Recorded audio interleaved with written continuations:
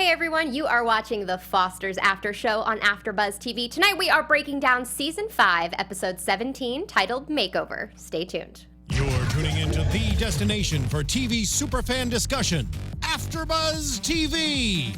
And now, let the buzz begin. Hello, ladies. That intro, though, gosh. Thank you. You know, I rarely get to sit in the driver's seat, but Jeff is out tonight, so you know I'm thrilled. I'm thrilled. Hey guys, I'm Jillian. I'm here with Hannah and Steph, and we're your team breaking down the Fosters. Guys, this is episode 99 of the series. Did y'all know that? I can't believe that. Holy schmoly. It's almost over. It's almost over. My heart So is like, crazy. it's fluttering. I don't know how I'm gonna feel about this. Neither do I. I really feel like I was on the show. Like it's the end of an era. I'm like, I can't believe I'm not gonna be doing this anymore. This was kind of an interesting episode because there was a lot of different character scenarios. We basically hit on everyone except for Jesus. We've had a little Jesus break.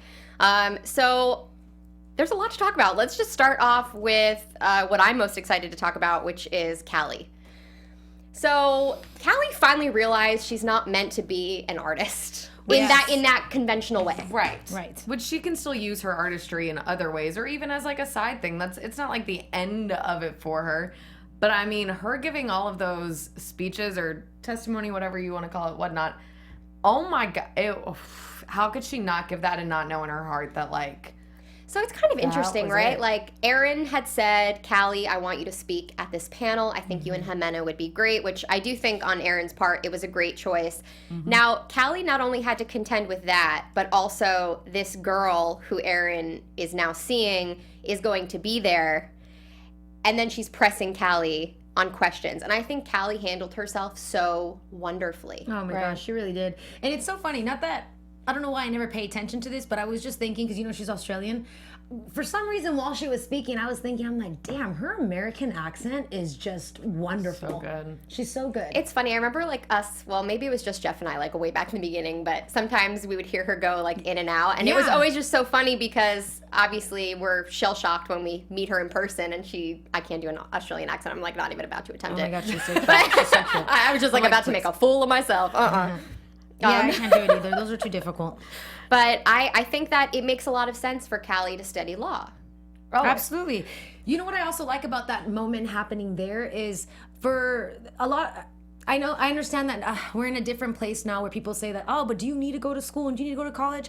I love that the whole point of extending your education is to be able to put yourself in a position where you can learn something like that. Because you don't have that really in high school. You know, there's a curriculum and they just need to teach you your general education to kind of then be able to take you out into the new world. And she had that opportunity when I think she could hear herself and felt comfortable in that place. And then after you see something happen so real, then you know you want to be a part of that. Right. And people forget that, you know, if you introduce yourself enough to a subject, like maybe it really is something that you want to do. It's great that the art teacher had said what she said last week to her, Right. which was, you know, I don't see the passion like I see when you're, you know, talking about Jimena, talking about these things. But she actually, during the chat, or during Amanda's questioning on the panel, she had said that she relates to Jimena's situation because of what she's been through in the foster system. So, like, personally, I think that she is going to do something like we thought all along, something with social work, something with the law, with the children, and maybe immigration. I don't know. What do you guys think? Absolutely. I think a lot. I know lawyers people who've gone to school for law and had to understand the judicial system, but stayed on the filming side of it. You know, a lot of people, yeah, absolutely, where they have to do films like the one she did for Jimena for clients. Interesting. So law firms will hire people for that. And then it's also very helpful to have that, you know, that knowledge, because then you know what you can add and what's going to be affected and what it is that they need to see that's going to, you know, apply to why the person needs to be heard in a specific way. So the thing, so she was going to apply for the law school at UCSD, which is local. And we see Brandon at the end of the episode probably going to apply to school in Los Angeles, and we know that the spinoff takes place in Los Angeles. Yep, so right. what are you immediately thinking? He's going to be there. I'm Yeah. thinking that, and I think that she's gonna find that that area of being able to make movies, Social justice. yeah, and being able to provide that, working in communities and making these videos, Documentaries. Oh my god, That's okay. English is my first language. Documentaries and stuff, and then perfect for Brandon because that's a film score, of course. Right. Like lawyer/visual artist. Right. And easily a partnership there to be able to make movies and Yeah. Documentaries. Her tongue is tied tonight. This show is the documentaries together. I think it's brilliant. I love that, and it sounds so interesting because now it won't be so focused. Not that the Fosters isn't interesting, but I'm curious to see what that dynamic is and what kind of other issues would be brought up. Yeah, Right. before we move on, I do have to say, though, that I still ship Callie and Aaron. Oh, really? 100%. It makes me a little but I also get that she's not ready for anything, so he's obviously respecting her, and they never said that they weren't going to move on with people. She was just surprised that he moved on so quickly. Right. And even the little side comments that Callie made, I love, damn, she's confident. She knew about our situation and Yes. she still acted the way she did. Yep. I hate her. Yeah. Right. Well, I'm sorry, but she seems so much older to me. And I know that's look wise, you know what I mean? But I thought the character Amanda seemed a little bit out of the age range of Aaron. And I was like, are we going to go more into detail on this? And I also feel like Aaron is still going to be around because she's now studying law with him and Amanda, or will be, hopefully. Or absolutely. He'll probably be working at a law firm later, and she's Yeah. like, "Hey, so I need some help." Whatever. I don't think this is over. Yeah. Oh, maybe. What? What do you mean, maybe? I don't know. I like that they showed that side of that character, Amanda. Instead of making her be this weird, jealous girl, it is nice. It is nice to see. Sorry, I was given instruction. It is nice to see a woman with confidence, and females have to remember we don't all have to appreciate each other. We have our past, our present, our future, and it's just a matter of how you react to things. I think she reacted to it beautifully, and she didn't let her own ego get in the way because she saw how beautiful Callie is as a person and the way that she was able to present herself. Mutual respect. Yeah. Mutual respect, exactly. Yeah. So while Callie and Aaron are over, I also think that Grace and Brandon are over. Let's just do that real quick. Get that transition. So at the end of the episode, we see them in bed. Grace went on her retreat. She kind of pushes Brandon during the episode to kind of decide what he wants to do because she doesn't want him waiting around. And Brandon kind of self-wallows for a second and then realizes, okay, I need to take her advice. She's going to be busy. I need to fill my time with something. Right. So when she pulled out the Coachella tickets, I immediately was like, oh, this is going to be tragic. It is. Right? Yeah. It's going to be, it's Well, just... exactly. I mean, her pushing Oh, this him is to a do year things- away. Yeah. And What? her pushing him to do things, I was like, girl knows she's dying. That's what this is. I think so too. You know what I mean? So she's like, And I need you to take care of yourself when I'm gone. Right, and go to Coachella and think of me. Let that be something, I don't know. Give Oh you the my tickets God. now. Yeah, no, Take this opportunity, and when you go, think I'm there. Be happy for me. Let that be a celebration of my life. I feel like that could have been it. It reminded me of a lot of times that I had seen in film and TV previously of one last grand gesture for somebody to be able to look back on. Obviously it's not she's leaving him notes to find when she passes away and everything, but I think this was her message, I want you to, if I'm not here, I want you to do this because we had talked about it together and I want you to live and have fun. Right. So yeah, that for me, definitely heartbreaking. They do have a gig, so that's exciting. Yeah. But I want to talk about another gig, which we're going to actually get to see on TV. American Idol, the singing competition show that started it all, and it revolutionized the new TV landscape. Actually found a home on ABC. It used to be on Fox, now it's on ABC. The search for a superstar begins on the all-new American Idol and ABC. Guiding the contestants along the way is an esteemed panel of judges. We have pop icon Katy Perry, who we know and love, Country superstar Luke Bryan, love him too. Mm-hmm. And Lionel Richie. Wow. Love that. They'll be joined by Emmy-winning producer and personality Ryan Seacrest as the host of the beloved series. Yes. American Idol is the only singing competition show to go around the country auditioning hundreds of singers in the search for the most talented, undiscovered performers, and their stories are as diverse as America, which is perfect for the Fosters, don't you think? Sure. Contestants from all over the country will audition for a golden ticket to Hollywood and get their chance to light up the world with their voice and their heart.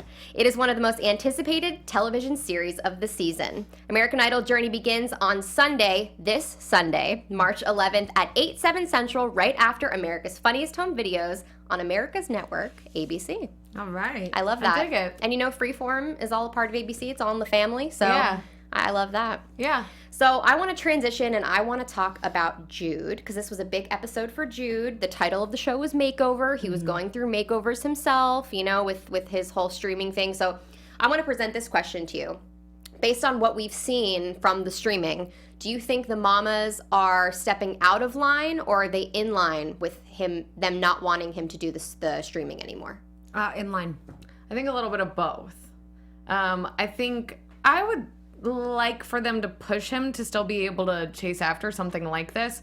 Just a matter of redefining the way that they're doing it or he's doing it. And it's not so much Jude. Jude's just not really saying anything to what he feels uncomfortable with on the show, which is clear that Jude does feel uncomfortable and Declan's kind of pushing buttons, and that's fine for like viewership and everything like that, and that's what they're used to, but they can still get viewership and redefine the way that the show is done, you know what I mean? So I think it's still okay that he does it, and more so they should be talking to him about a way to gain viewers in a different way, in a positive way, with having these two gay guys and one their like side chick or whatever on that show. There's still an audience to reach that isn't like inappropriate, you know what I mean? And I wish that that's more what they were gearing him towards versus like, no, don't do it ever. No, they were. You know? I feel like they said that you can do it, but you just have to change it. And, Yeah, true. and Jude is still 15. And Steph is a detective. She's around that, and it's so true. There are so many online predators out there, especially, unfortunately, like for young boys like that. It's kind of scary, and you don't want someone to watch and kind of figure out when they're streaming all the time and where they're gonna be, and like if they see that side, then they're thinking maybe that's what the kid wants. That's what he's looking for. And I don't know. For me, watching Declan transform him with all of the free stuff that he had gotten. I thought he looked great. He did. Kids suck.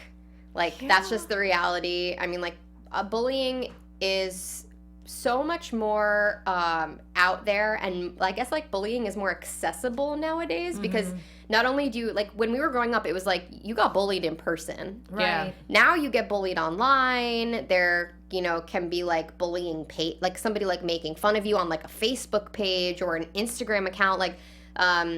There was a secret Snapchat that I had read about this one girl that she was being bullied by this group of kids, and they were taking photos of her.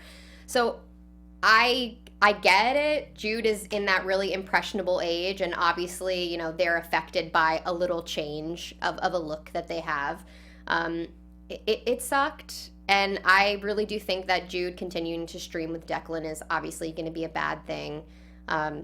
We have a 2-hour finale to wrap that up. Yeah. I don't necessarily know how they're going to do it. We got a really traditional preview this week, which was very exciting. We haven't gotten that all season. I know. So I can't remember if we saw Jude in the preview or not, but it's obviously going to blow up because, not only is Steph being a watchdog for that, but she's also being a watchdog with Detective Gray, who's back in the picture.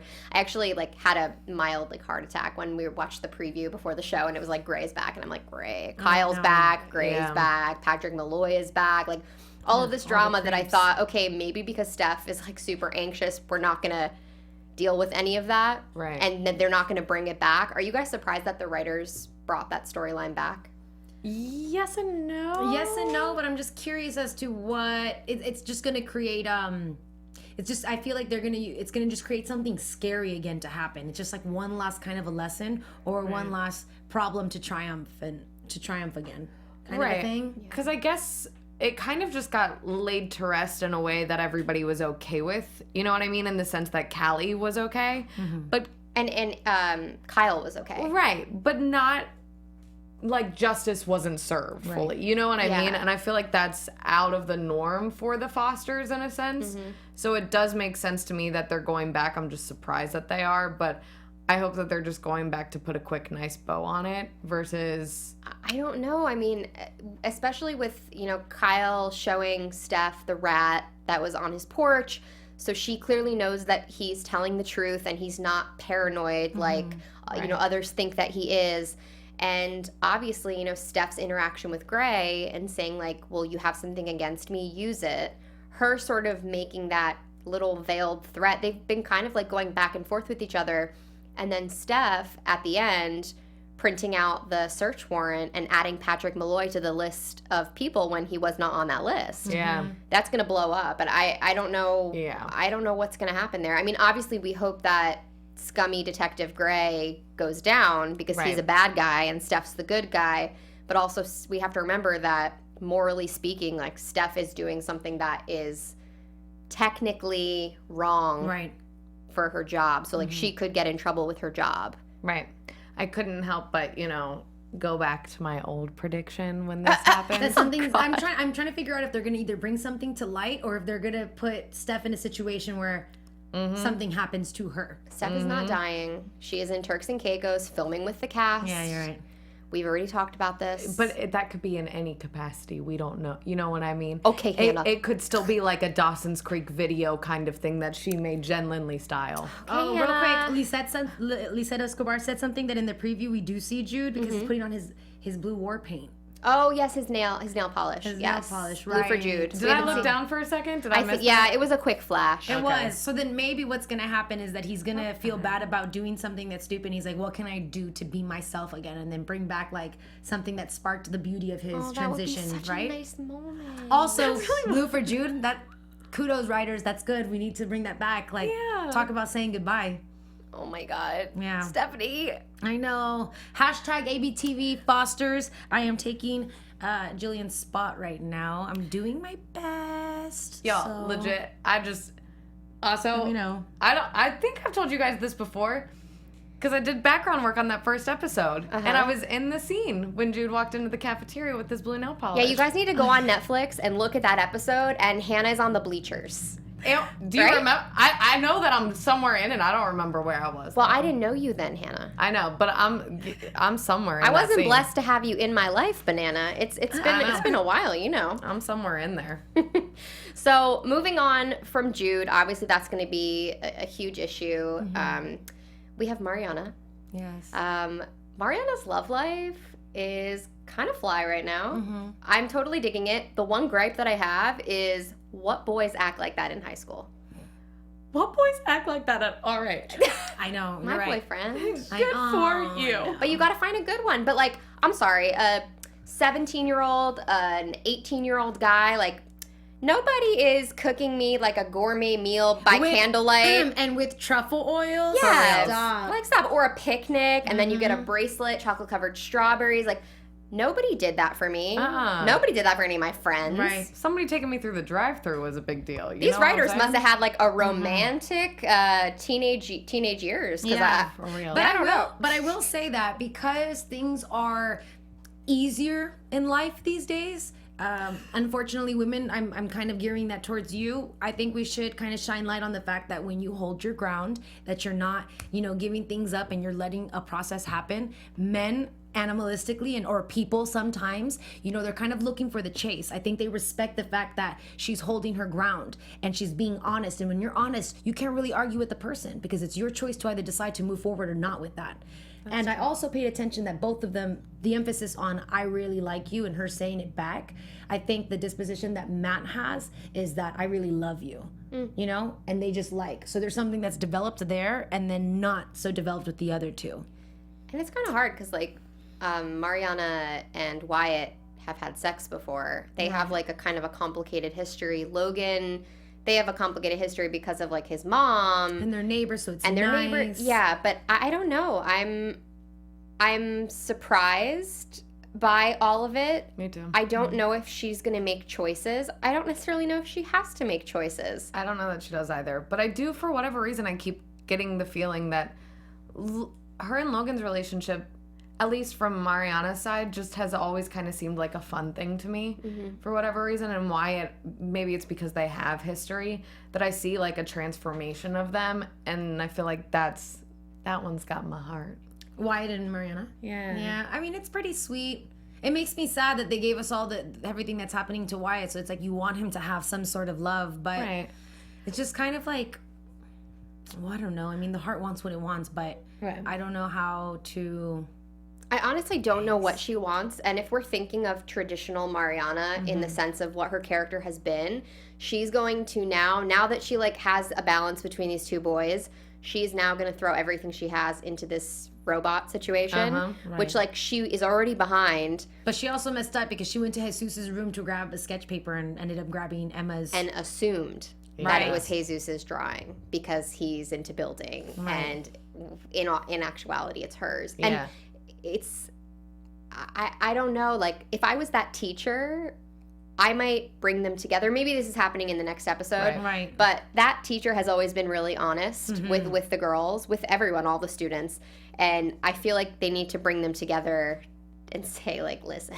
Well, I think what's going to happen Lay is it because out. he didn't speak yet, he's going to be like, I'm sorry, Emma. Mariana just came in and said that she's doing the same project. You're going to have to find something else to do. Well, and the bad thing is, too, is I kind of have a feeling that he won't, because the only difference between them is Mariana said that she was going to make sure that it could get through any maze, not just that one. And her said that to get Just through this maze. And so I feel like Mariana's going to get it, and that is going to be a big old issue.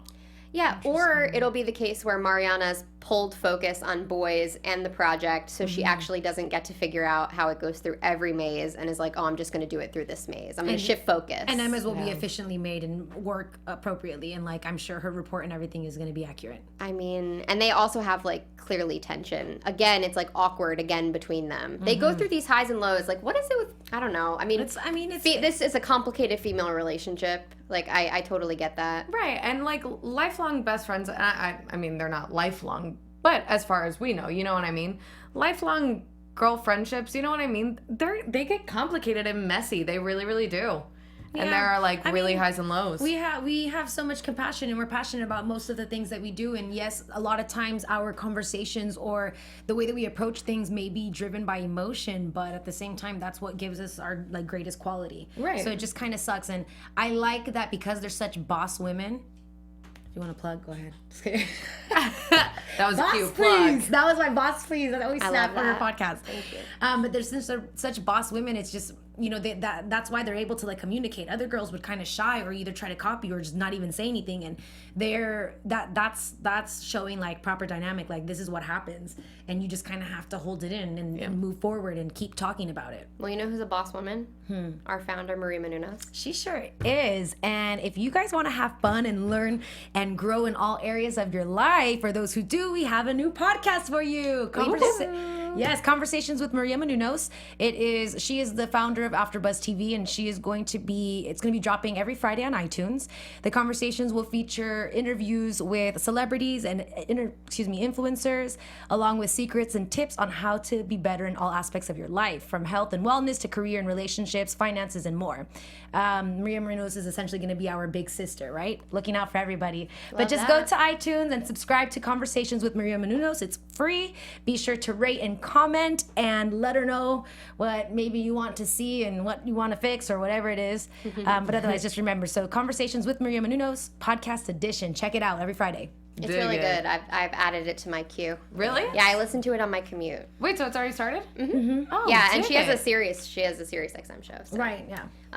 So anyway, we really have one more thing to talk about, which was kind of the most dramatic portion of the episode.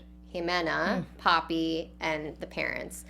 I am wearing false eyelashes tonight, and I cried my left eyelash off. Oh my God. Oh, I saw you. Is that what you were doing? I was like, trying to pay attention. I was like, yeah, like it's hanging, blowing in the wind. I don't know. Yeah. Really, really emotional. I know it's hard to be a woman. Okay. Right. God. So, do we think that? I mean, obviously, we can't really think that it's the right decision that the judge made. No. But as far as compassion in the situation, I think that it's hard to say, but if they were either given, 1 day, it's nice that they're given 30 days to get everything in order. Well, I think that's what was so sad about it is because they're a respectable family and they heard the news and weren't like, no, they were like, at least that, okay. Right. And mind you, I loved the moment that they showed the mom that even in the midst of all of this, she still had a proud moment when the lawyer says that when she looked back at them. When she looked back to them because they're outstanding students, you know, like good. I want my daughters to do the best in their lives, but it does suck. And like me, I'm always so grateful because my parents came here illegally, and sorry mom and dad, but they're naturalized citizens now. But it was a different time then, and I every time I see something like that, I always wonder, like, oh my God, like what if they had to go back to Colombia? Like what if we had to stay here by ourselves, or what if I had to go there with them? That would be horrible, especially because you do everything that you can. And then I loved Callie's facts because they come here because of the demand for cheap labor. Yeah, watch the documentary A Day Without a Mexican. Nothing happens in California or anywhere like it without it. And they're being inhumanely treated. They're being treated worse than prisoners. And it was very sad. I thought, maybe like, when a Band-Aid gets ripped off versus when you pull a Band-Aid off slightly. Right. I feel like the girls are going to be going through a lot in the next 30 days. Yeah. A lot of changes. Who knows what their plan is, what's going to happen.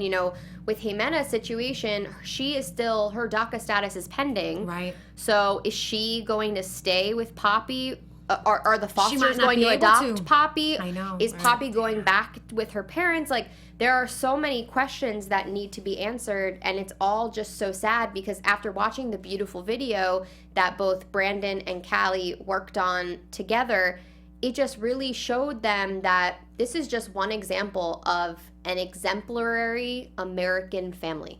Yeah, that's honestly, I mean, this was heartbreaking to watch, and we all were a little bit of a hot mess about it. But, and I hated for the situation that it happened because it was so sad. But for the show and for the viewers and for America right now, like, I thought it was so important that they showed this incredible, incredible family that still was getting deported. You know what I mean? To show just how realistic that this situation really, really is. It is. And it was heartbreaking, but I was also like, good, way to show that, because if there is a viewer, which I would imagine if there are viewers of the show that, their views are none of the ones of the Fosters. They're not. You know what I mean? I would imagine that there aren't many viewers in that capacity. But if there are, or somebody happens to be watching with their friend and fall in love with these characters and still feel for this storyline, like, how could you not, Right. You know what I mean? Change your mind about that. It's so sad. I was just on a flight and I had a conversation with an older woman from the South, and she was talking to me about the wall, and it's, she was laying it in on why we need to build that up, and they're just bringing the drugs over and this and that. And I'm just like listening. I'm like, oh my gosh, I can't believe how serious this is. And mind you, I hear this a lot from people because they feel comfortable speaking to me because I may not look like a minority, right? I may look like you start speaking Spanish to her and she changed her tune? Well, I mentioned it. I was like, so ma'am, excuse me with all due respect, just so you know, I'm Colombian, so I'm coming from proper perspective, and I'm not just saying it to speak out of my butt, but she just had to kind of hear these things, and it makes me so mad because look at how well that family is, and respectful and intelligent, the way that they dress, the way that they look, everything. And maybe those things don't matter, but still, let's just pay attention to that. Right. I mean, and then it is so visual. Everything is so visual. You have to look a certain way, you have to act a certain way. And even though they did everything in line with what it was supposed to be, it's still not okay and not good enough. Right, but how, and my what pisses me off is that how many American families that I know of, that I remember growing up and going to their houses, like, and being like, oh my God, it is messed up in here. Yeah. Doing bad things, they're the ones that are drug dealing, they're the ones that are slinging stuff. And I'm like, and my family has to be critiqued, you know, like these people have to be pushed away when they're like, you know, trying to be the best that they can be. It sucks. And I think that's what they don't keep account for. Like, why don't we kick out the families that are doing no service to this country? You know, well, why don't we make that like a law? It's so crazy. They did a good job of showing sort of the opposite side of things during the actual panel when that guy from the Republican Club or whatever that we've seen before asked the questions, and Callie basically spit back proper answers, intelligent answers. Yep. And that's what we have to do to combat this sort of thing. You know, it's okay if people think differently than us, but what you need to do is have an intelligent conversation with them. Right. And hopefully you come to a conclusion. But you have to be intelligent about it. And in addition to that, I also feel like, and sometimes, like I always tell my friends and other people, like, you know what, it would also help if it's someone like Callie, or if it's someone like you, Jillian, who says it, because I might be dismissed right away, you know? Sorry that I have a cadence in my voice and I speak in a certain tone that people want to roll their eyes and maybe not listen to me. And I think that's what was important that Callie said it, because I feel as if had Jimena tried to say it and used the exact same wording and everything, she still would have been dismissed. People want to hear a white girl's, like a white person or a white woman is given more credit than any other people. And it's 2018 and that's terribly sad. And I think that it's our responsibility, those who have the privilege, to be able to speak up for others, because they're going to listen to us before they're going to listen to somebody else. Yeah. And that falls under, you know, Black Lives Matter and every other, like, you know, activist thing that's going on right now. So I loved that, because you forget there are people who really wholeheartedly speak that, and they just, I don't know, it's almost as if they're mad because the power is going somewhere else. You know, why isn't that we can't all work together, and like the only thing that really separates us is education. You know, it's not the way that we look and everything else, because you're just mad at maybe the way that I talk or the way that I am or this and that. I don't know. But I don't know. I love that. Obviously, I took it very personal. But it's such an issue, and it's something that's so real and something that I've lived in my life. And like, it's a shame that it's 2018 and still continuing to happen, and to people like that. Part of me wonders if the way that they're going to show the end of, you know, the parents going away. We've seen a lot of these ICE videos surfacing on the internet, on local news, where families are being ripped apart, and it's people crying in airports, and it's dramatic, and this is real life. Right. So Foster's has always taken a real life approach to things. So I am curious to see how they're going to tie this up, because I think that it's their social responsibility to do so. Right. They need to show what this is like. Right. Yeah. Because people don't get it. They don't understand. They can't comprehend. People are so, you know, stuck in their ways, stuck in their privilege, that they don't realize that this is happening all around you. Right. And like, obviously we're in a different situation because we live in Los Angeles, and there are a lot of people that are being taken every day, and kids that get dropped off at school by their parents and don't get picked up by their parents. Right. So I applaud the writers, the showrunners, everybody, because this has been a very meaningful storyline. And I also think that it's a great way to end the series and end it on a note, an educational note, and an important note. Informative, a teaching moment, absolutely. So next week, we have a 2-hour finale to look forward to. It is not the end of the series. We still have some episodes coming in the summer, but this is going to be big, and I think we need to predict. What do you guys think? Yeah, I want to predict and then have a little commentary on one of the predictions, because someone mentioned it in here. Okay. So in the predictions, we finally see the sweet and tender moment that we had heard about between Callie and Brandon. Where Brandon's crying. Where Brandon's crying, and I'm assuming it's because something happened. Right. I think we find out that Grace is no longer going to be with us. But yeah, so let me just give her credit. Ashley Allen wants to know our opinions on Bradley.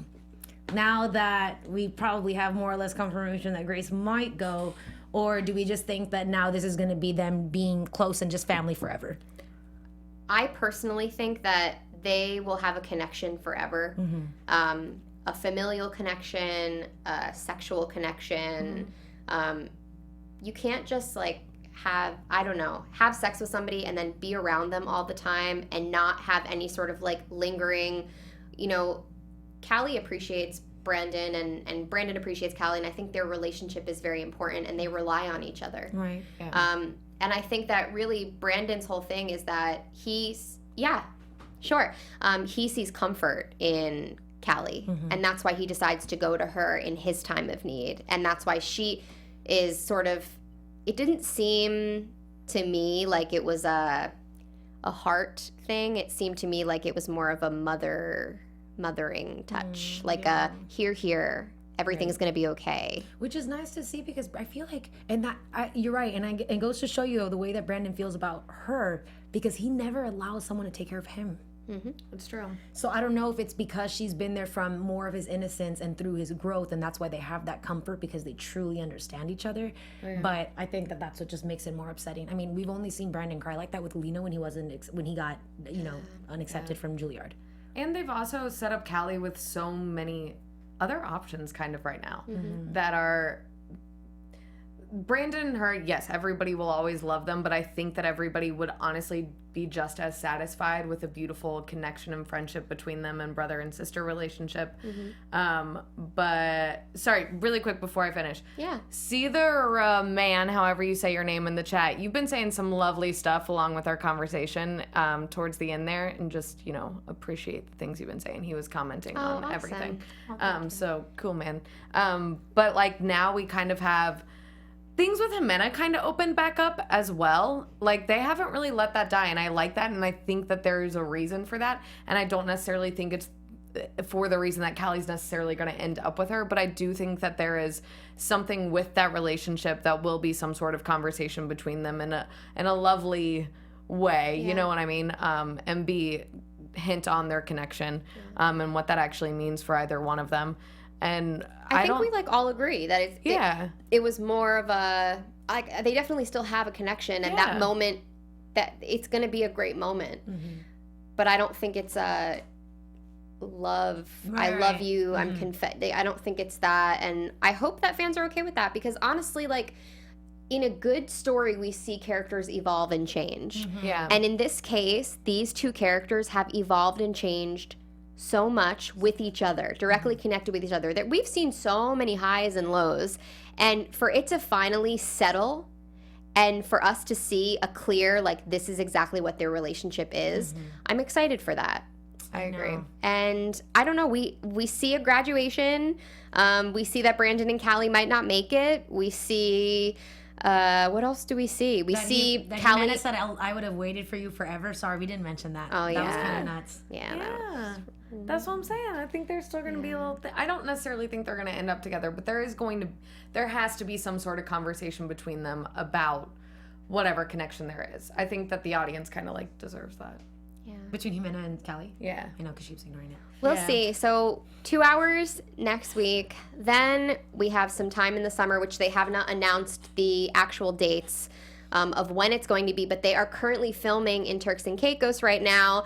And after doing some research, everyone is there. Remember how we were unsure if some people were there or not? Everyone is there. Everyone is there. And they did just post a picture together. Yeah, they did a meet and greet today. So they've been busy filming. God knows what they're filming. I had a couple people agree with me on Twitter today before the show with my prediction of a Val renewal, because it would be a nice way to wrap up the series, and I think it would give one more family moment, one more mama moment, and give the strength to that beautiful couple, this is what we've done, this is what we've been through, and as we know, the 3 episodes will be after a time jump, so we don't know how long the time jump is. What if it's a ceremonial family thing for all of them? See, I would love that. Not necessarily just for the marriage. Is there such thing as, because they come from an adopted family and everything, vows for each other as a family? Maybe. And also because I was told Kerr Smith was going to be back. He was. He is. He's in the preview. He's in the preview. Guys, did I put my head down for a second or something during the preview? Yeah, he's like, black out? Where's Callie? He says Yeah. What in the world? I'm like, I was sitting at that table. What happened? He was there in all his salt and pepper glory. He was there. He sure was. Anyway, ladies, I had a great time breaking it down with you tonight. We will be back at 7 o'clock next week. We're going to get here a little bit earlier to watch it live, so we're all on time with you guys. You can find me on Twitter and Instagram at Jillian Leff, and also I host a podcast called Boss Please about female bosses. You can find that on the iHeartRadio app, Spotify, iTunes. Yeah, and that's where you can keep up with me. And I'm Hannah Prichard, and y'all can follow me on Instagram and Twitter at @TheHotShotDude. And if you are in the LA area for the next weekend, I have one more weekend left of my show.